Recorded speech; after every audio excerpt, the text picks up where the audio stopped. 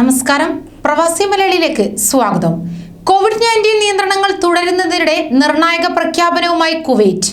60 വയസ്സിന് മുകളിൽ പ്രായമുള്ള പ്രവാസികളുടെ തൊഴിൽ താമസ പെർമിറ്റുകൾ ഇനി പുതുക്കി നൽകില്ല.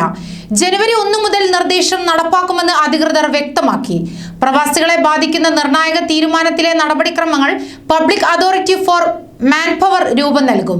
റെസിഡൻസി പെർമിറ്റുകളുടെ കാലാവധി കഴിയുന്നത് അടിസ്ഥാനപ്പെടുത്തിയായിരിക്കും പ്രായപരിധി കഴിയുന്നവരെ വിലക്കുന്നതിനുള്ള നടപടിക്രമങ്ങൾ സർക്കാർ സ്വീകരിക്കുകയെന്നാണ് പുറത്തുവരുന്ന റിപ്പോർട്ടുകൾ.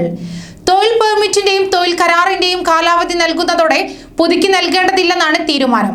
രാജ്യത്തെ സ്വദേശി വിദേശി ജനസംഖ്യ അസമത്വം പരിഹരിക്കുന്നതിനുള്ള പദ്ധതികളുടെ ഭാഗമായിട്ടാണ് തീരുമാനമെന്നാണ് ലഭ്യമാകുന്ന വിവരം. കാലാവധി പുതുക്കി നൽകാതെ വരുന്നതോടെ പ്രവാസികൾ രാജ്യം വിടേണ്ടി വരും. സ്വന്തം നാട്ടിലേക്ക് മടങ്ങാൻ ഇവർക്ക് 1 മുതൽ 3 മാസം വരെ അനുവദിച്ചു നൽകും. General department of residency affairs ആയിരിക്കും ഇക്കാര്യത്തിൽ നിർണായക തീരുമാനം പുറപ്പെടുവിക്കുക. രാജ്യത്തെ സ്വദേശി വിദേശി ജനസംഖ്യ അസമത്വം പരിഹരിക്കാനുള്ള ശ്രമങ്ങൾ കുവൈറ്റിൽ നാളുകളായി തുടരുകയാണ്. കോവിഡ് നിയന്ത്രണങ്ങൾ തുടരുന്ന ഈ സാഹചര്യത്തിൽ നിർദ്ദേശങ്ങൾ കടുപ്പിക്കാനാണ് സർക്കാർ തീരുമാനം. അതിനിടെ നിയമലംഘനം നടത്തുന്നവരെ സൗദി നാടുകടത്തുന്നതായുള്ള വാർത്തകളും പുറത്തുവരുന്നു. ഇന്ത്യക്കാർ ഉൾപ്പെടെയുള്ള നിരവധി പേരെയാണ് നാട് കടത്തിയത്. ഇവരിൽ മലയാളികളും ഉൾപ്പെടുന്നു.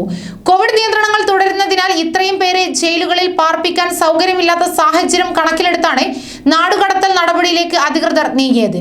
തൊഴിൽ വിസ നിയമങ്ങൾ ലംഘിക്കുന്നവരെയാണ് കൂടുതലായി പിടികൂടി മടക്കി അയക്കുന്നത്. കേരളം, ഉത്തർപ്രദേശ്, തമിഴ്നാട്, തെലങ്കാന, ഡൽഹി സംസ്ഥാനങ്ങളിൽ നിന്നുള്ളവരാണ് കൂടുതലായി പിടിക്കപ്പെടുന്നത്.